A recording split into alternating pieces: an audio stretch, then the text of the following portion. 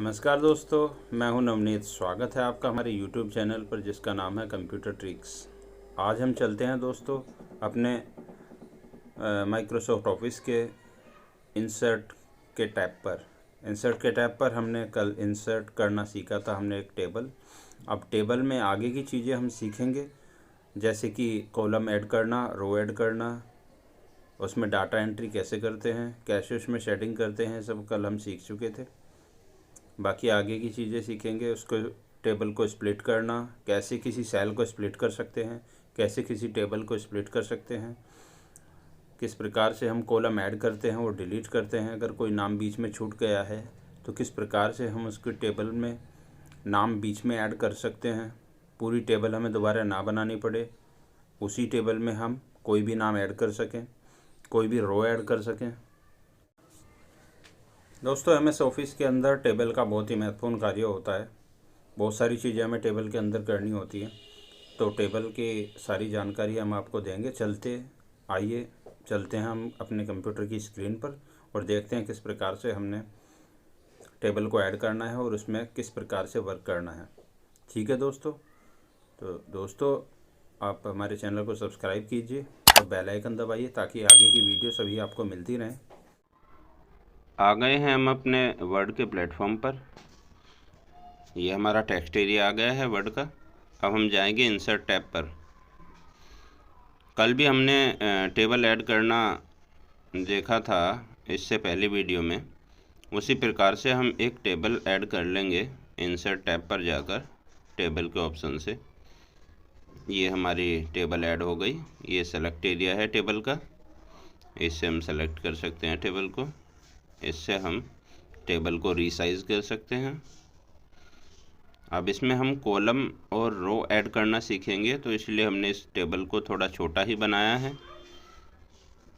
और इनमें हम कुछ टेक्स्ट लिख लेंगे ताकि नई रो या कॉलम अगर हमारी ऐड हो तो वो अलग से हमें दिखाई देती रहे।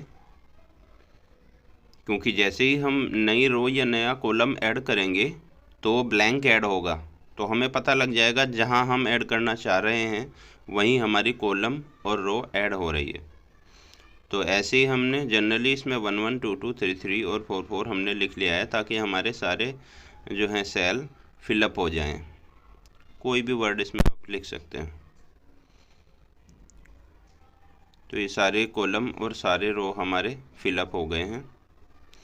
अब हम इसमें ट्राई करेंगे कोई भी रो या कॉलम ऐड करने का। राइट क्लिक करेंगे, इंसर्ट ऑप्शन में जाएंगे, ये insert column to the left और insert column to the right. अगर हमें लेफ़्ट में ऐड करना है तो लेफ़्ट वाला क्लिक करेंगे और राइट में करना है तो राइट वाला ऑप्शन हम क्लिक कर लेंगे। तो जैसे हमें राइट में क्लिक ऐड करना है तो ये हमने राइट वाला ऑप्शन सेलेक्ट कर लिया।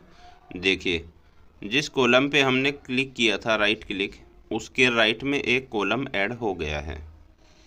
ये ब्लैंक कॉलम आया है, इट मीन्स ये एक नया कॉलम है। अब अगर हमें रो ऐड करनी है, insert row above, insert row below, नीचे ऑप्शन है ये बिलो, यानी ऊपर ऐड करनी है तो अबव वाला ऑप्शन क्लिक करो और नीचे ऐड करनी है तो बिलो वाला। तो हम नीचे ऐड करेंगे तो ये बिलो वाला ऑप्शन किया। तो जिस रो पे हमने राइट क्लिक किया था उसके नीचे की साइड एक रो ऐड हो गई है नई, ये हमारा कॉलम ऐड हुआ है। उसी प्रकार से ये हमारी रो ऐड हो गई है। ये हमारे लिए नया और कॉलम और नई रो है। जहाँ हम चाहें वहाँ हम ऐड कर सकते हैं। ये राइट क्लिक करके इंसर्ट के ऑप्शन पे जाके इस प्रकार से हम एक रो ऊपर ऐड कर लेंगे, एक रो नीचे ऐड करेंगे। अब हम इनके कॉलम को ख़त्म करना जैसे मर्ज करते हैं उस प्रकार से करने की कोशिश करेंगे। हमने पूरी की पूरी एक रो सेलेक्ट कर ली है और हम मर्ज सेल के ऑप्शन पे जाएंगे तो ये हमारी सारी सेल मर्ज होकर एक सेल बन जाएगी।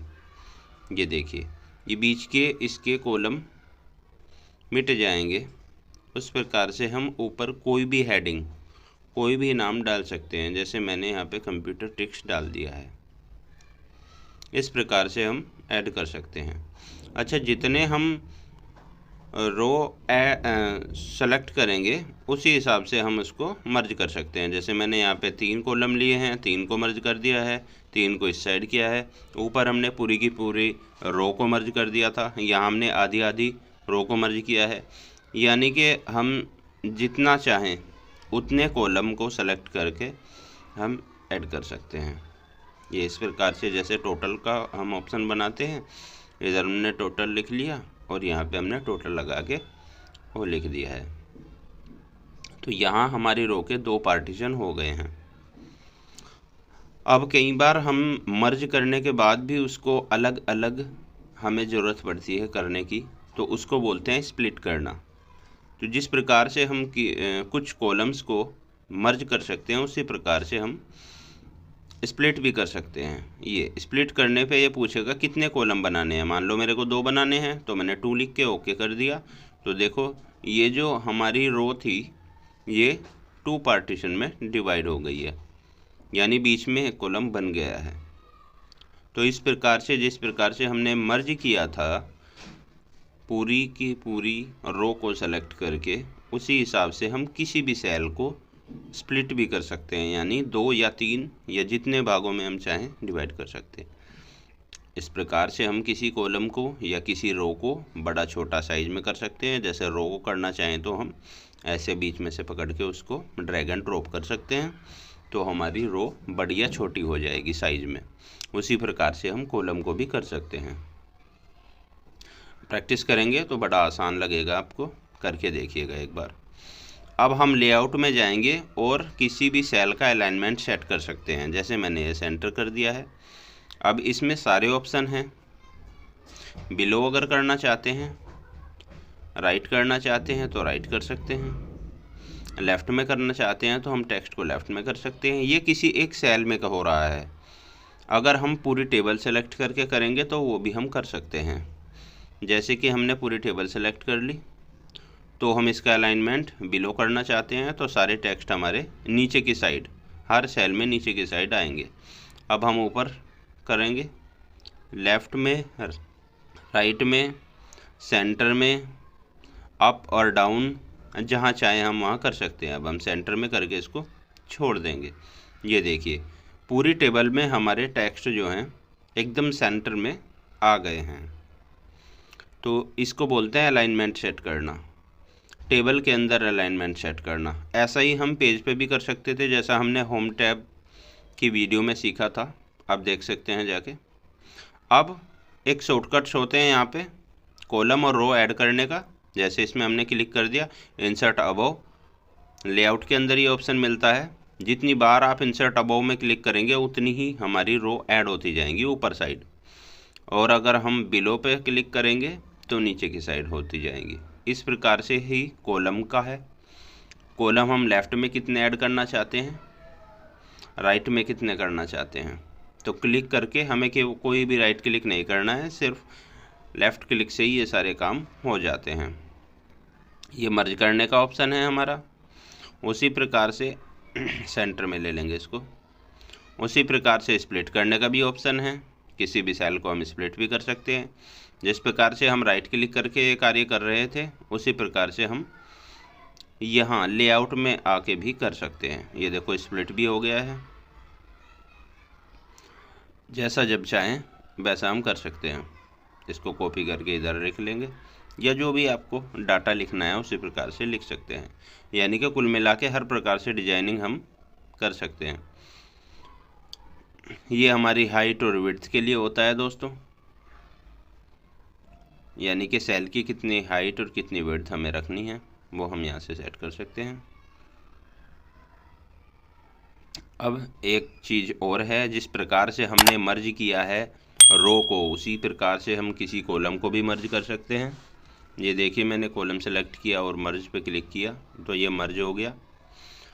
अब मर्ज किए हुए कॉलम में हम किसी भी दिशा से यानी किसी भी डायरेक्शन से कोई भी टेक्स्ट लिख सकते हैं।